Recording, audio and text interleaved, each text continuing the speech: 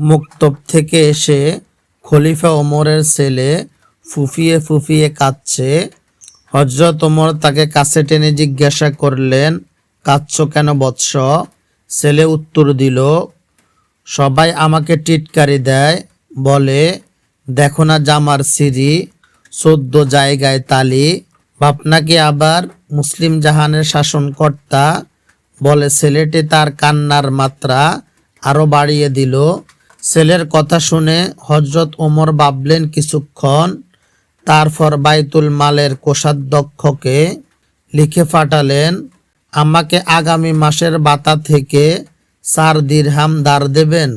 উত্তরে কোষাধ্যক্ষ তাকে লিখে জানালেন, আপনি ধার নিতে পারেন, কিন্তু কাল যদি আপনি মরে যান তাহলে কে আপনার ধার শোধবে? হযরত ওমর ছেলের গা মাথা নেড়ে সান্ত্বনা দিয়ে বললেন, যাও বাবা, যা আছে তা পরেই মুক্তবে যাবে। আমাদের তো আর অনেক টাকা পয়সা নেই। আমি খলিফা সত্য, কিন্তু ধন সম্পদ তো সবই জনসাধারণের।